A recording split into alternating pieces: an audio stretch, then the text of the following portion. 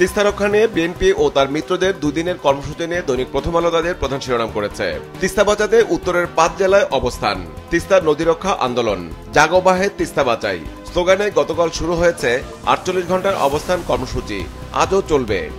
রাজধানীতে গ্যাস সংকট নিয়ে পত্রিকাটি একটি বিশেষ প্রতিবেদন করেছে, যার শিরোনাম দেওয়া হয়েছে রোজার মাসেও ভোগাতে পারে গ্যাস সংকট, গ্যাসের সরবরাহ শিগগিরই তেমন বাড়বে না, সার কারখানায় সরবরাহ কমানো হবে, সরবরাহে অগ্রাধিকার পাবে বিদ্যুৎ খাত।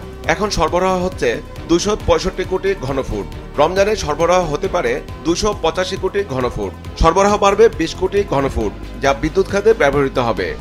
বৈষম্য বিরোধী ছাত্র আন্দোলনের নতুন ছাত্র সংগঠন গঠন নিয়ে পত্রিকাটি রিপোর্টে শিরোনাম করা হয়েছে অভ্যুত্থানে সমন্বয়কদের উদ্যোগে এবার নতুন ছাত্র সংগঠন হচ্ছে।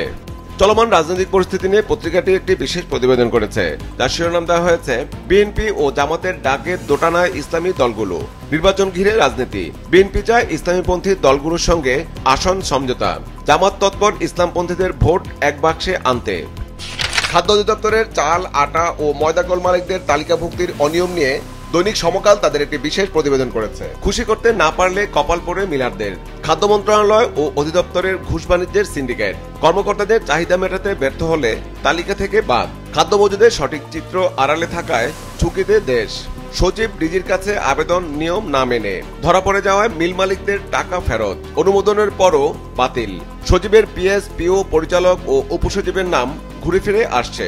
ডিসি সম্মেলনে পত্রিকাটি রিপোর্টের শিরোনাম করা হয়েছে করের আওতায় আসছেন গ্রামের ব্যবসায়ী শিক্ষক, ডিসি সম্মেলন, ভুয়া মুক্তিযোদ্ধা আসবে আইনের আওতায়, জুলাই শহীদ ও যোদ্ধারা ভাতা পাবেন মাসে 15 ও 20,000 টাকা। তিস্তা রক্ষা আন্দোলন নিয়ে পত্রিকাটি রিপোর্টের শিরোনাম করা হয়েছে বন্ধুত্ব করতে হলে ভারতকে তিস্তার পানি দিতে হবে।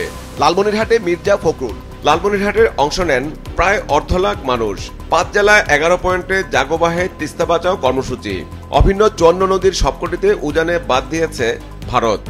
গার্মেন্টস শিল্পের অস্থিরতা নিয়ে দৈনিক যুগান্তর তাদের একটি বিশেষ প্রতিবেদন করেছে, যার শিরোনাম দেওয়া হয়েছে গার্মেন্টস শিল্পে পরিকল্পিত অস্থিতিশীলতা, নেপথ্যে ফেসিস্টদের দোসররা, অনুসন্ধানী প্রতিবেদন, অপ্রীতিকর ঘটনা 1147, অগ্নিকাণ্ড 52, ভাঙচুর 75, রাস্তা অবরোধ 239, লুটতরাজ 3, কর্মবিরতি 778 এবং চুরির ঘটনা 11টি। সক্রিয় ভায়োলেন্স ক্রিয়েটার গ্রুপ, 47% অসন্তোষ টঙ্গী গাজীপুরে। রমজানকে সামনে রেখে নতুন 179 কারখানায় অসন্তোষের আশঙ্কা। ভারতীয় অপপ্রচারে ক্রয়াদেশ কমেছে 10 থেকে 15%। সাভার আশুলিয়ায় মাসে ঝুট ও ল্যাপটপারে 900 কোটি টাকার ভাগবাটোয়ারায় হাতবদল। 5.5 মাসে 119 কারখানা বন্ধ। বিএনপির তিস্তা রক্ষা আন্দোলন নিয়ে পত্রিকাটি রিপোর্টে শিরোনাম করা হয়েছে ভারতের উদ্দেশ্যে মির্জা ফখরুল, বন্ধুত্ব চাইলে আগে তিস্তার পানি দিন, লাখো মানুষের কণ্ঠে জাগো বাহে তিস্তা বাঁচায় স্লোগান, যত তাড়াতাড়ি সম্ভব নির্বাচন দিয়ে জনগণের সরকারের হাতে ক্ষমতা দিন। রাজধানীর ঢাকায় বিশ্ববিদ্যালয় পরিস্থিতি নিয়ে দৈনিক কালের কণ্ঠ তাদের একটি বিশেষ প্রতিবেদন করেছে, যার শিরোনাম দেওয়া হয়েছে 63 বিশ্ববিদ্যালয়ে ভারাক্রান্ত ঢাকা। রিপোর্টে বলা হয়েছে ঢাকায় সরকারি 8টি, বেসরকারি 55টি, সারা দেশে 170টি বিশ্ববিদ্যালয়ে অনুমোদনের অপেক্ষায় একাধিক। বিশ্ববিদ্যালয়ের সংখ্যা কমানোর সুপারিশ টাস্কফোর্সের। দেশে উচ্চশিক্ষিত বেকার 9,06,000। বিবিএস ডিসি সম্মেলন ইস্যুতে পত্রিকাটি রিপোর্টের শিরোনাম করা হয়েছে দুর্নীতির সঙ্গে আপোষ না করার প্রতিজ্ঞা ডিসিদের।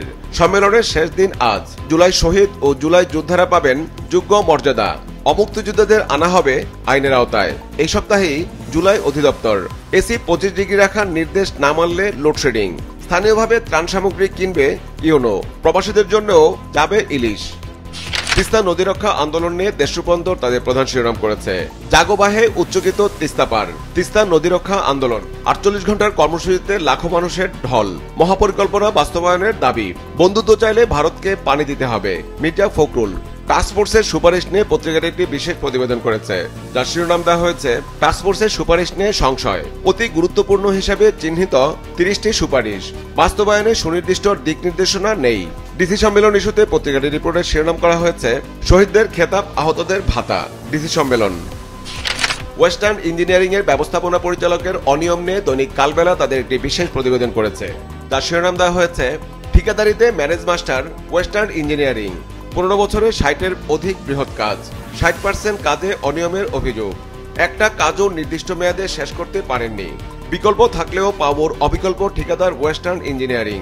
আওয়ামী লীগ নেতাদের আশীর্বাদে হয়ে ওঠেন বেপরোয়া, ফের চেষ্টা করছেন সরকারের ঘনিষ্ঠ হওয়ার। দণ্ডবিধি 1860 নিয়ে পত্রিকাটি একটি বিশেষ প্রতিবেদন করেছে, যার শিরোনাম দেওয়া হয়েছে কিছু ধারায় জরিমানা 10 গুণ পর্যন্ত বাড়ানোর প্রস্তাব।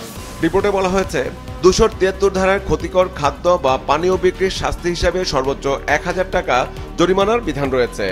এই পরিমাণও 5 গুণ বাড়িয়ে 5000 টাকা করার প্রস্তাব করেছেন ডিসিরা।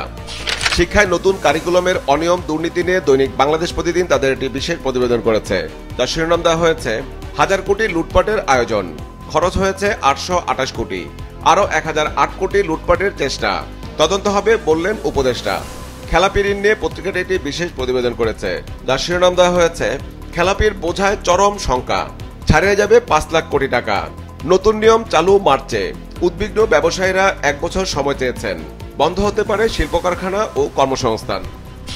অফিসার্স ক্লাবের ভবন নির্মাণের অনিয়ম নিয়ে দৈনিক আজকের পত্রিকা তাদের একটি বিশেষ প্রতিবেদন করেছে, যার শিরোনাম দেওয়া হয়েছে অফিসার্স ক্লাবের 423 কোটি টাকার বিলাসী ব্যয়, ক্লাবের 2 ভবন প্রকল্প, 1450 টনের এসির জন্য খরচ 24 কোটি, 3 সুইমিং পুল আর জাকুজি 30 কোটি, সাউন্ড সিস্টেম ও স্টেজ লাইটে 4 কোটি, 9টি লিফটের জন্য 19 কোটি টাকা খরচ, সিনেপ্লেক্সে ব্যয় 3 কোটি টাকা।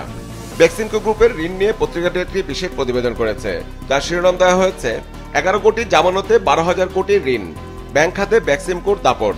বেক্সিমকো গ্রুপের 31টি প্রতিষ্ঠানের কাছে বিভিন্ন ব্যাংকের অনাদায়ী ঋণ 29,000 কোটি টাকা, বন্ধ 16 প্রতিষ্ঠানের কাছে শুধু জনতা ব্যাংকের পাওনা 12,000 কোটি টাকা। সালমান এফ রহমানের বয়ে অনাদায়ী ঋণ খেলাপি দেখাতো না কোনো ব্যাংক।